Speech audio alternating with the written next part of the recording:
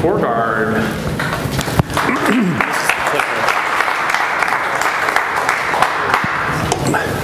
Thank you. My name is Jothy Rosenberg. I'm the founder and CEO of Dover Microsystems. I actually prefer the title incorrigible entrepreneur, as this is my 9th startup. I've had 2 before this with really nice exits, and the rest were just learning experiences. We're a seed stage company. We officially stood up last July, and we are, next month we will be cash flow positive.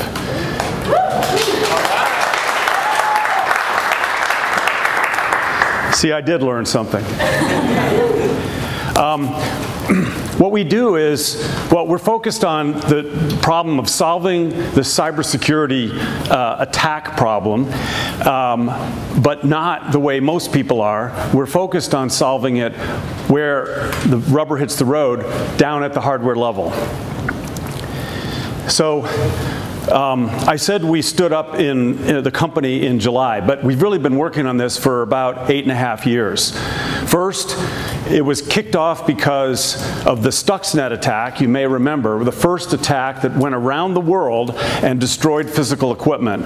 Somebody just wrote a little bit of code. And that kicked off a big program at DARPA to try to solve this problem.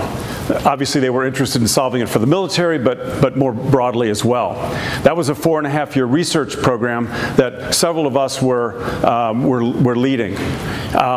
Then, because that was a pure research program, I took it to Draper here in Kendall Square. I mean, not here, but in Cambridge, where we incubated it for 2 years, and that led to spinning us out from Draper this past July. So here's the fundamental problem that needs to be solved. We're never going to get away from the fact that all software is vulnerable, at least beyond a certain complexity, because there's a sort of a law. It's not Moore's law, it's somebody else's law. There's 15 bugs per 1,000 lines of code. And to give you a benchmark for this, the Ford F-150 has 150 million lines of code in it, which is why it's got to be a pickup truck. The other thing is that the processors, at one point in the running of an application, had a bunch of information that got thrown away. So either the compiler had some information like, this is the legal call graph, and therefore if you are returning from a function, these are the only places you should go. That information is thrown away. The processor has no idea. The other is that if 80% of all cyber attacks start with a buffer overflow, which is the programmer forgot to check the bounds of the input going into a buffer that he or she allocated. That information is also lost. The programmer called a function that gave them a buffer, and then that information was lost. The processor has no idea where the buffer starts and ends. So what we're doing is gathering a bunch of information and providing it to the processor. And I'm going to show you a little bit about that. But here's why the bad guys are winning. So the blue line over many decades is showing this continuous steady increase in the number of lines of code in defensive software. And now the bad guys are actually having the best time attacking the defensive software. The green line at the bottom is showing that all the malware that's been used for decades is about 125 lines of code in each module that they use. And they can get those correct. So what we do is we are, as I said, IP. What that means is we are hardware designed files that are provided to a chip company. They've got a processor that's the purple part, and we're in the green part. We are connected up to the processor so that we watch every instruction.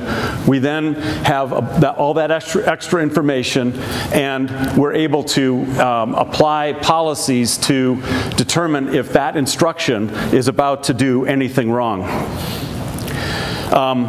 We have a demo that I think I'm going to run out of time to show you, but it's a privacy demo. And what we did was we had a mock-up of a car, and in your navigation system is really sensitive data like where you live and where you work and where you've been the last 10 destinations. And it's really easy to hack into the Bluetooth and pull that information out. And we're able to block that. We're able to support keeping your private data private and stop a whole host of attacks. And our first customer is a huge chip company that's going to ship 325 million units of CoreGuard in it. So we're excited about that.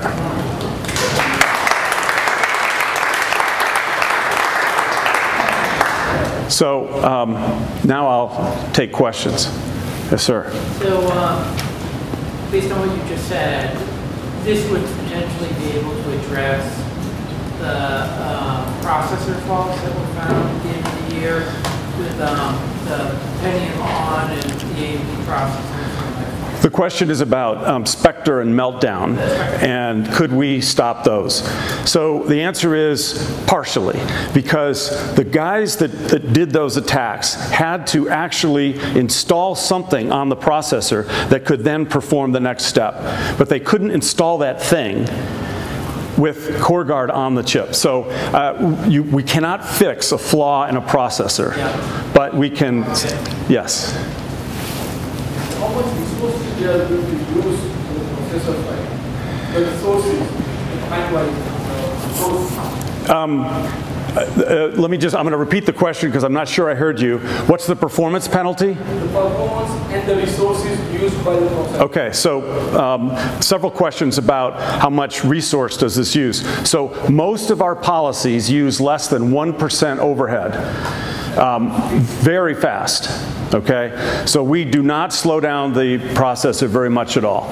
The other resources that of course matter are power and area. Area is, it depends so much on but it's typically in the 10% area added to the overall system on a chip. And then power, we're not in the lowest low power systems yet. It is going into an IoT part, but it's not a super low power part. So the power hasn't been an issue yet, and we'll certainly work on that over time.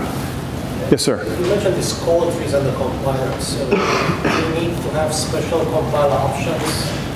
Especially compiling the code to make this work. Yes, I did mention some information in the compiler. And so yes, we've had to modify the standard GCC compiler. It's not actually changing at all how the code looks. It's just gathering some additional information, saving it away so that when the loader puts that application into memory, that it's got this additional information. So in other words, you can have some code that's going to be defended, another code that's not compiled, but that information is saved, then it's not going to work. Right, so the question is about which applications are going to be protected. You have to recompile from source code, but you do not have to change your application to get the protection, the security protections. To get privacy protection, you need to tell the compiler which is private data, which is not typically done in applications today. Yes, sir.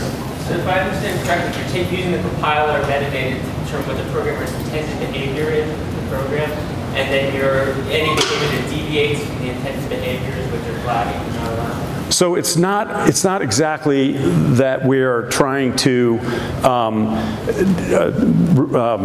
100% figure out what programmer's intent is. It's true that when the programmer said, I want function A to call B to call C, that the compiler is the one that knows that, and it also knows that when I return from C, I'm only allowed to go to B. And as you may know, that it's a favorite new attack, relatively new, to when that return is happening from C, instead of going to B, it goes way over here to someplace the attacker would rather it goes, and then bad things happen. So it's definitely the programmer's intent that he or she created a buffer and intended for that buffer to be checked. But it's the most common bug in computer science to forget to check that. So yes, we are definitely understand what their intent was in that case. I guess my time's up. Thank you. Thank you.